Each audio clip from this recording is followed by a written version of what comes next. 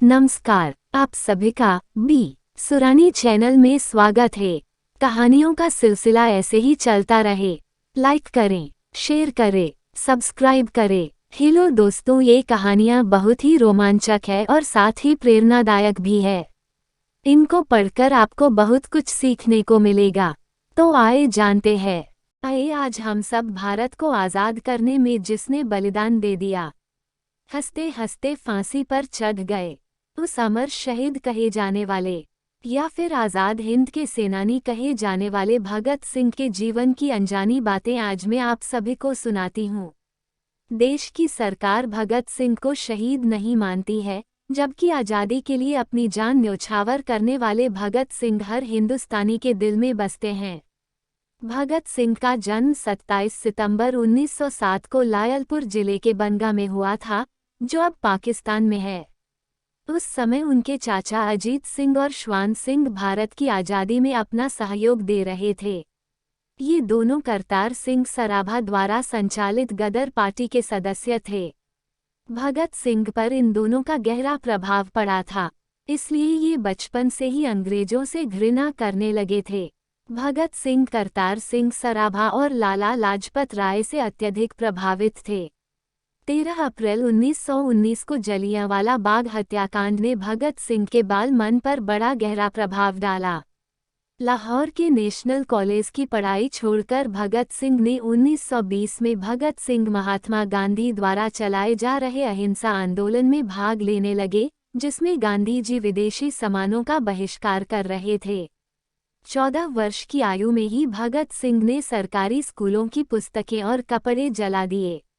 इसके बाद इनके पोस्टर गांवों में छपने लगे। भगत सिंह पहले महात्मा गांधी द्वारा चलाए जा रहे आंदोलन और भारतीय नेशनल कॉन्फ्रेंस के सदस्य थे।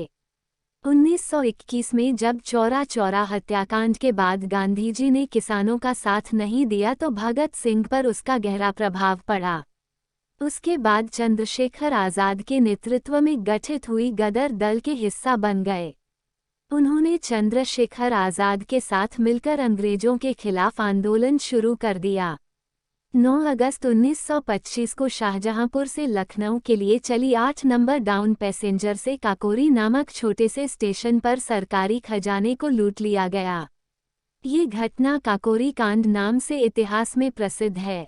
इस घटना को अंजाम भगत सिंह, रामप्रसाद बिस्मिल, चंद्रशेखर आज़ाद और प्रमुख क्रांतिकारियों ने साथ मिलकर अंजाम दिया था। काकोरी कांड के बाद अंग्रेजों ने हिंदुस्तान रिपब्लिक एसोसिएशन के क्रांतिकारियों की धरपकड़ तेज कर दी और जगह जगह अपने एजेंट्स बहाल कर दिए। भगत सिंह और सुखदेव लाहौर पहुंच गए।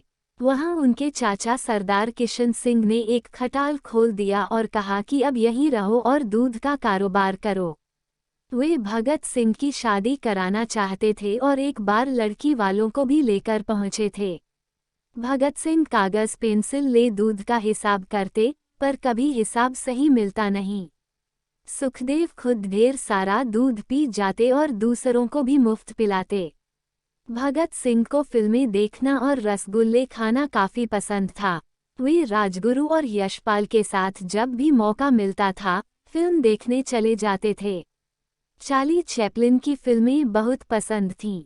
इस पर चंद्रशेखर आज़ाद बहुत गुस्सा होते थे।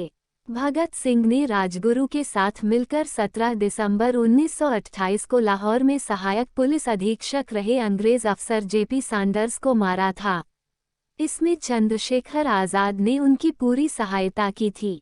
क्रांतिकारी साथी बटुकेश्वर दत्त के साथ मिलकर भगत सिंह ने अलीपुर रोड दिल्ली स्थित ब्रिटिश भारत की तत्कालीन सेंट्रल असेंबली के सभागार में 8 अप्रैल 1929 को अंग्रेज सरकार को जगाने के लिए बम और पर्चे फेंके थे।